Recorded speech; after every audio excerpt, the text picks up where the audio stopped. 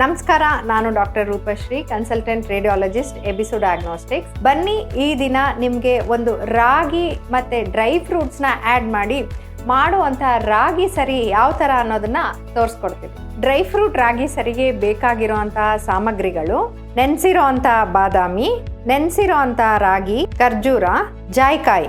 ಈಗ ಆಲ್ರೆಡಿ ನಾನು over night 2 spoon ರಾಗಿನ ತಗೊಂಡು ಚೆನ್ನಾಗಿ ಒಂದು 2-3 ಸರ್ತಿ ಅದನ್ನು ತೊಳೆದಿದ್ದೀನಿ. ಯಾಕೆ ಅಂದರೆ ಡರ್ಟು ಮತ್ತು ಇಂಪ್ಯೂರಿಟೀಸ್ನೆಲ್ಲ ತೆಗೆದು ಬೆಳಗ್ಗೆವರೆಗೂ ಇದನ್ನು ಕ್ಲಿಯರ್ ಆಗಿರೋವಂಥ ನೀರಿನಲ್ಲಿ ನೆನೆಸಿಟ್ಟಿದ್ದೀನಿ.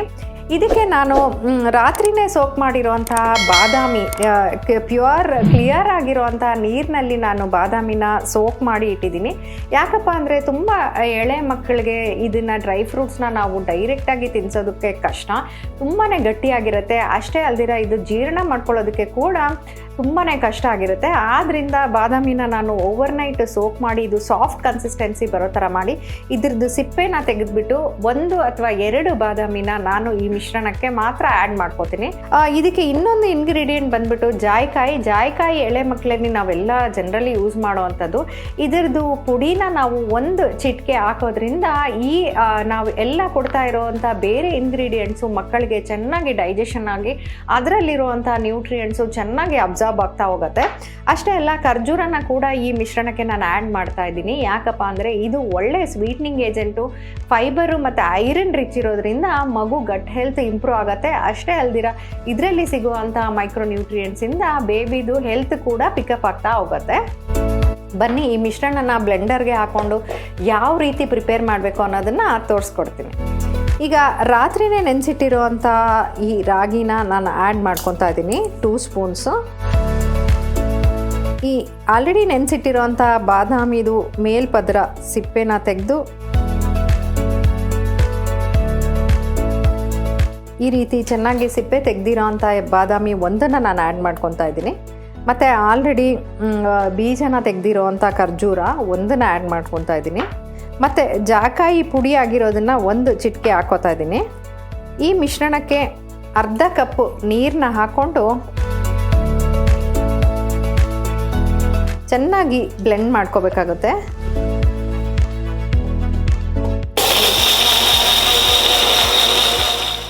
ಬ್ಲೆಂಡರಲ್ಲಿ ಚೆನ್ನಾಗಿ ಗ್ರೈಂಡ್ ಮಾಡ್ಕೊಂಡಿರೋಂಥ ಈ ಮಿಶ್ರಣನ ಇವಾಗ ಸೋಸ್ಕೋತಾ ಇದ್ದೀನಿ.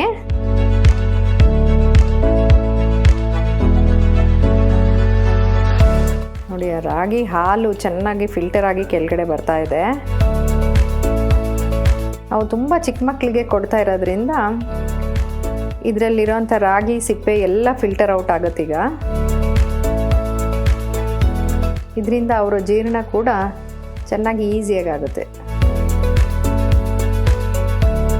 ನೋಡಿ, 1 ಬೌಲ್ ರಾಗಿಯ ಮಿಲ್ಕ್ ನಮಗೆ ಸಿಕ್ಕಿದೆ. ಇದರಲ್ಲಿ ರಾಗಿ ಮಿಲ್ಕ್, ಬಾದಾಮಿ ಮತ್ತು ಖರ್ಜೂರ ಆಲ್ರೆಡಿ ಹಾಕಿರೋವಂಥ ಮಿಶ್ರಣ. ಈ ಮಿಶ್ರಣ ಸುಮಾರು 2-3 ದಿನ ನಾವು ಫ್ರಿಡ್ಜ್ನಲ್ಲಿ ಸ್ಟೋರ್ ಮಾಡಿ ಇಟ್ಕೊಂಡು ಸ್ವಲ್ಪನೇ ಬಿಸಿ ಮಾಡಿಕೊಂಡು ರಾಗಿಯ ಡ್ರೈ ಫ್ರೂಟ್ ಸರಿನ ನಾವು ಎಳೆ ಮಕ್ಕಳಿಗೆ ತಿನ್ನಿಸ್ಕೋತಾ ಬರಬಹುದು.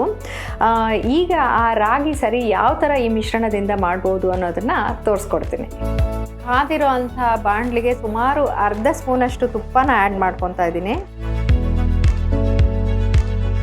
ಇದಕ್ಕೆ ಈಗ ಆಲ್ರೆಡಿ ನಾವು ಮಾಡಿರೋಂಥ ರಾಗಿ ಮಿಶ್ರಣನ ಸೋಸಿ ಆ ರಾಗಿ ಹಾಲನ್ನು ನಾನು ತೆಗೆದಿಟ್ಕೊಂಡಿದ್ದೀನಿ. ಇದು ಸುಮಾರು 2 ದೊಡ್ಡ ಸ್ಪೂನ್ನಷ್ಟು ರಾಗಿ ಹಾಲನ್ನ ಈ ಮಿಶ್ರಣಕ್ಕೆ ಆ್ಯಡ್ ಮಾಡ್ಕೋಬೇಕು.